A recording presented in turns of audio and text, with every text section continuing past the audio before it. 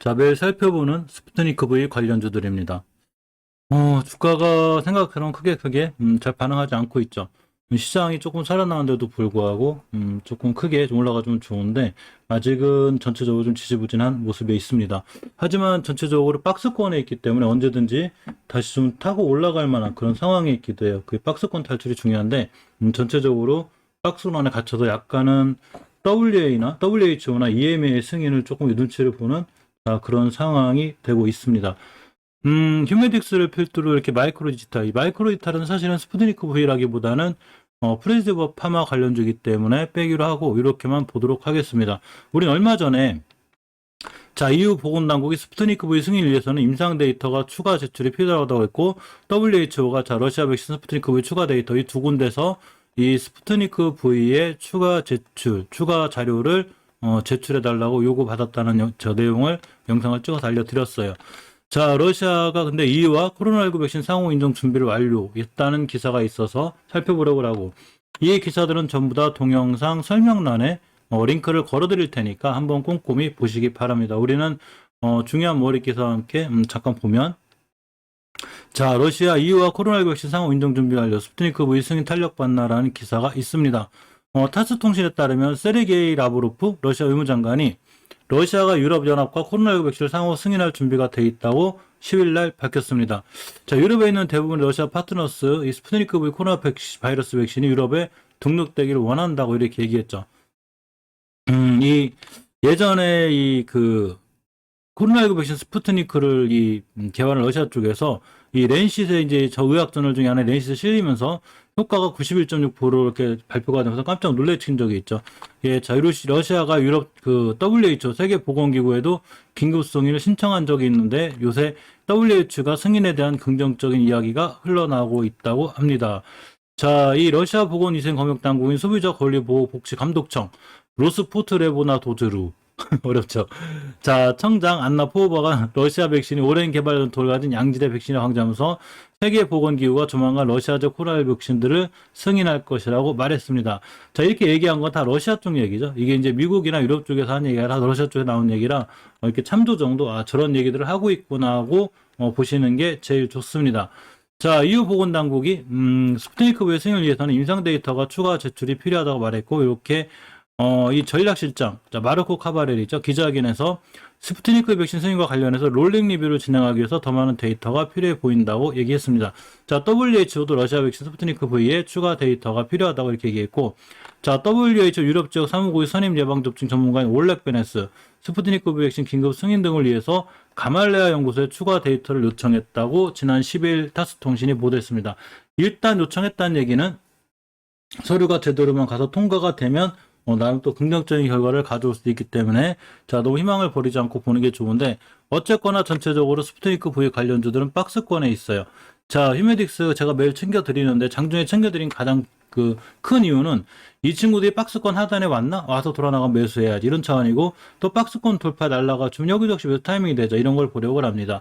자, 휴메딕스는 이렇게 3만원 초반에 오면 32,300원 오면 31,000원 오면 38,000원 자, 32,300원, 38,000원이 오는데 지금 33,000원까지 왔죠.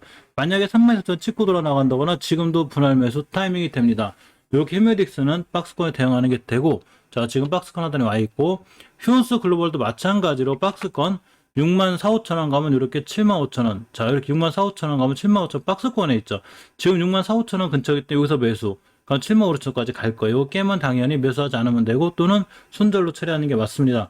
자, 그렇지 않으면 다시 또 75,000원까지 갈 수 있는 상황이 됐고 프레시 형제들 바이오로직스와 파마는 깔끔하게 박스권을 탈출했다가 다시 다 돌아오고 있습니다. 자, 바이오로직스를 보면 13,000원대 매수하면 이렇게 16,000원, 17,000원을 가는 주식 13,000원, 16,000원, 17,000원 이렇게 가죠. 근데 다시 내려왔죠. 저점이 높아지고 있어요. 이렇게 이건 긍정적인 모습이라 만약에 이번 주나 내일이나 명절 지나고 다시 박스권 딛고 들어나가면 중요한 분할 매수 타임이고 매수해 놓으면 또 수익을 줄 수 있는 그런 상황이다 하죠.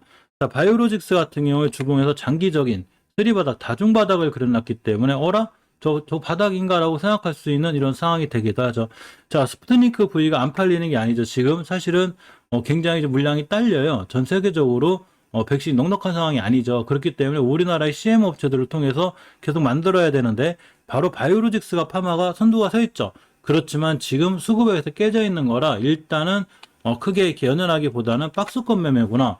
13,000원 가면 16,000원, 13,000원 가면 16,000원 이렇게 대응하는 게 조금 요령껏 수익을 낼 수 있는 그런 상황이기도 합니다. 파마도 마찬가지죠. 파마도 보시면 27,000원대를 가면 이렇게 35,000원대, 27,000원, 35,000원, 27,000원 또는 35,000원 가도 이건 좀 오버했어요. 4만원까지 날아갔는데 다시 밑에 박스권까지 들어왔죠. 자, 그렇기 때문에 이 친구 같은 경우도 다시 27,000원이 온다거나 3만원 초반이 오면 다시 매수, 분할 매수 통해서 매집해 놓고 있으면 역시 다시 38,000원, 4만원까지 갈 수 있는 박스권에 있죠.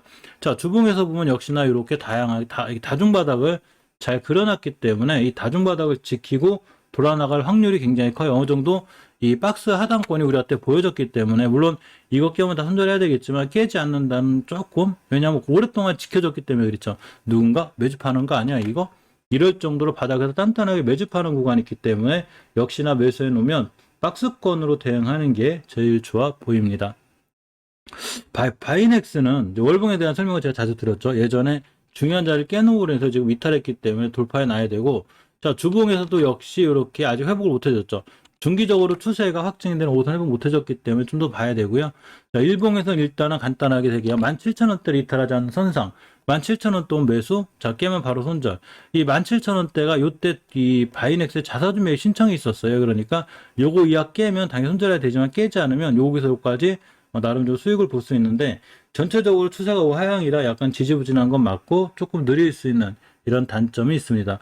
유일하게 이셉지스가 제일 강하죠. 자, 이셉지스가 제일 강한 이유는 자, 이렇게 보시면 월봉에서 추세가 잘 유지가 돼 있고 예전에 깨지 않아야 될 자리 깨지 않았죠. 그리고 5개선도 돌파해주고 있기 때문에 당연히 차트상 제일 강해요. 자, 주봉에서 보시면 5주선을 턴해놨고 추세 턴이 이루어졌죠. 이번 주에도 우선 지켜주고 돌아나가는 좋은 모습에 있는 게 이셉지스입니다. 자, 일봉에서도 보면 정석적으로 21선을 잘 타고 올라가는 게 황금일선이죠. 21선을 잘 타고 올라가기 때문에 추세가 잘 유지가 돼 있는데 이렇게 생각하시는 분들 계시죠. 똑같은 스푸트니크 보이는데 누구는 올라가고 누구는 안 올라가고. 자, 이셉지스는 이러면 우리가 모르는 나름 좋은 일이 있는 거예요. 자, 그러니까 당연히 이렇게 잘 올라가고 있는 거죠. 모든 종목이 추세를 잘 유지하거나 우상향에 뻗어 있다는 얘기는 그 종목이 좋은 이슈를 갖고 있는 경우가 상당히 많습니다. 자, 보령자가 어제 급등했죠. 월봉에서 일단 이전 저점 이탈하지 않는 선상에 있는 게 요즘 다행이고, 자, 주봉에서 보시면, 자, 이렇게 어제 급등했다가 60주선, 중기적으로 깨지 않아야 될 60주선 잘 지켜주고 있고, 깨지 않아야 돼요. 그래야 추세가 유지가 되는데, 어제 왜 급등했냐? 보령바이오파마가 있어요. 자회사 중에. 자, 보령바이오파마가 mRNA로 들어갔습니다. mRNA 연구 개발한다고 합니다. 어디랑 하냐면, 자, 이렇게 아이진, 이렇게 아이진하고 큐라티스 이렇게 하고 컨소시엄을 구성했어요. 컨소시엄. 자, 그렇기 때문에 이 컨소시엄 구성한 것 때문에, 자회사가 컨소시엄을 구성했구나. 그러니까 이 보령 제약이 그냥 그거에 힘입어서 어제 급등했습니다. 19%. 자, 근데 이 급등했을 때 대량 거래 터졌죠. 그렇기 때문에 지금 16,000원대를 기준으로 제가 대응하라고 그랬죠. 요거만 깨지 않으면 매수. 그래서 어제 만약에 매수했으면 19% 갖고 일단은 지금도 20일선 회복해주고 있죠. 지금도 그렇게 비싼 편이 아니라 17,000원 근처 지금 매수, 그리고 16,000원 깬 매도 이렇게 대응하면 보령제약은 조금 수익을 줄 수 있는 상황이 있어요. 자, 이화전기죠. 이화전기도 보면 월봉에서 유일하게 이 친구는 높지 않아요. 이렇게 이제 예전에 긴 꼬리들이 좀 잘 걱정되긴 하는데 추세는 깨진 상태지만 월봉에서 밀려서 20개월선 근처가 온다든가 돌아 나갈 때는 충분한 매수 타이밍이 됩니다. 자, 주봉에서 보시면 역시 좀 이 5주선 이탈하면서 추세가 조금 무너지긴 했는데 자, 상황 이전 바닥권까지 왔죠. 이렇게. 그래서 아마 더 무너지면 지금 들어가는 것보다 좀 더 무너졌다가 일봉에서, 월봉에서 이렇게 20개월선 지켜 돌아 나간다든가 아니면 10개월선 잘 지켜주고 돌아 나갈 때, 즉, 추세 턴이 이루어질 때는 게 좋아요. 주봉에서 추세 턴을 확인할 수 있는데 5주선 돌파 안착할 때가 바로 추세 턴이 됩니다. 그래서 이 추세 턴 확인될 때 매수해놔도 좋고, 이화전기는 전기주의자 스푸트니크 V 관련주로 연결이 돼 있어요. 근데 꽤 낮은 위치, 그러니까 너무 높은 위치가 아니기 때문에 이게 추가적으로 조금씩 모아 나가도 나중에 좋은 수익을 안겨줄 수 있는 상황이 됩니다. 자, 종근당 바이오를 보면 반려동물 시장에 제가 진출했다고 그랬죠, 이 친구. 그래서 20개월선을 잘 타고 올라가는 좋은 위치에 있고 20개월선을 돌파 안착해주면 좋은데, 즉 20개월선 가격이 얼마냐면 51,000원대예요. 즉 이 친구는 호가창이 4만원대에서 5만원대로 바뀌지 않는 게 중요했는데 일단 5만원대, 4만원대 거꾸로 갔기 때문에 조금 추세가 깨져 있어요. 주봉에서 보면 이전 저점, 그러니까 8월 20일에 저점을 기준으로 46,000원대거든요. 여기만 깨지 않으면 추세가 돌아서 나갈 수 있으니까 조금 지켜보시고, 일단 저점 위주로 대응하는 게 좋은데, 추세는 역시 우하향으로 무너져 있기 때문에 완벽하게 자리 잡고 옆으로 박스권이 형성될 동안은 이 46,500원을 기준으로 대응하는 게 맞습니다. 자, 새롭게 이 스푸트니크 V 관련주로 편입이 된 제테마인데, 역시 월봉에서 추세는 잘 살아 있어요. 근데 4,200원짜리가 42,000원 10배를 달성했기 때문에 조금 불안하고, 높은 거는 어쨌거나 장기 투자기보다는 단기 단타로 대응하는 게 맞는데, 자, 주봉에서도 보시면 이렇게 5선 10선 근처에 있죠.